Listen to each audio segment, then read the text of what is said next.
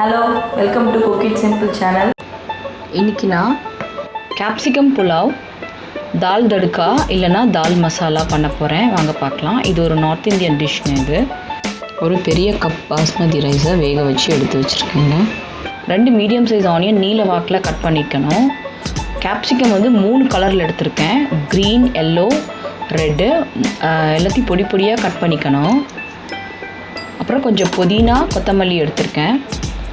பச்சை மிளகா உங்கள் காரத்துக்கு தகுந்தவாறு நீங்கள் எடுத்துக்கலாம். இஞ்சி பூண்டு பேஸ்ட் 1 டீஸ்பூன். தாளிக்கிறதுக்கு வந்து 1 டீஸ்பூன் சீரகம், கொஞ்சம் பிரிஞ்சி இலை, பட்டை, கிராம்பு, ஏலக்காய், நட்சத்திர சோம்பு.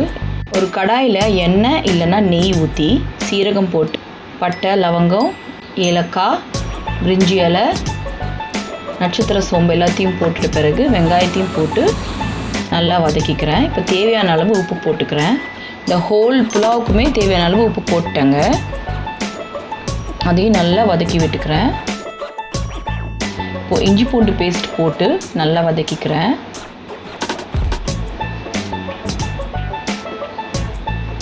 பச்சை மிளகாயை போட்டு நல்லா வதக்கிக்கிறேன். இந்த 3 கலர் கேப்சிகமையும் போட்டு நல்லா வதக்கிக்கிறேங்க.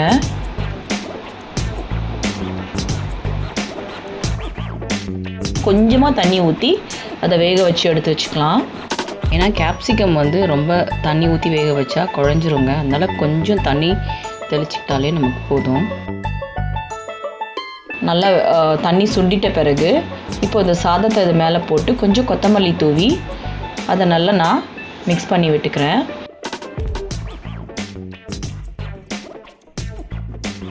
அவ்வளோதாங்க, கேப்சிகம் புலாவ் ரெடி ஆகிடுச்சு. இப்போ நான் தால் தடுக்கா பண்ணிடுறேன். அதுக்கு 2 மீடியம் சைஸ் வெங்காயம் பொடி பொடியாக கட் பண்ணிக்கணும்.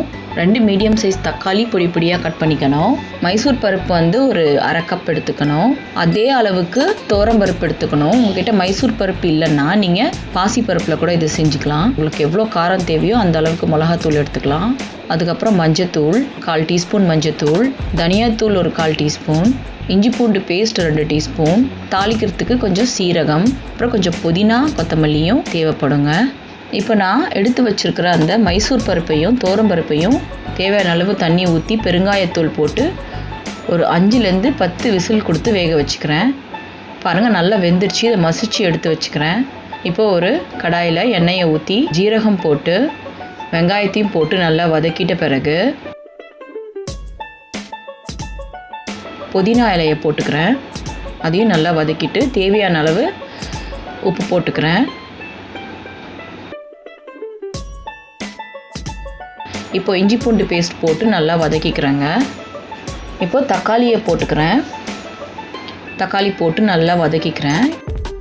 இப்போ பச்சை மிளகாய் போட்டுக்கிறேன்.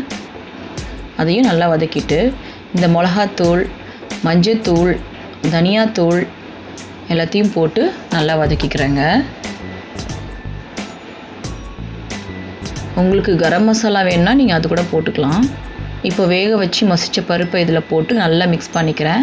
இந்த பருப்பை போட்டு நல்லா மிக்ஸ் பண்ணிக்கணும். அதுக்கப்புறமா தான் அந்த தண்ணியை ஊற்றணும். இப்போது அது மேலே கொஞ்சம் தண்ணியை ஊற்றிட்டு நல்லா கொதிக்க விட்டுறணும்.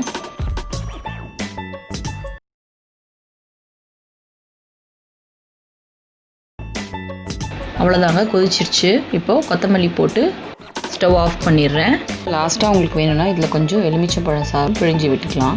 கேப்சிகம் புலாவ், தால் தடுக்கா ரெண்டுமே ரெடி ஆகிடுச்சுங்க. வீடியோ உங்களுக்கு பிடிச்சிருந்தா லைக் பண்ணுங்கள், ஷேர் பண்ணுங்கள், கமெண்ட்ஸ் போடுங்க, சப்ஸ்கிரைப் பண்ணுங்கள். தேங்க்யூ.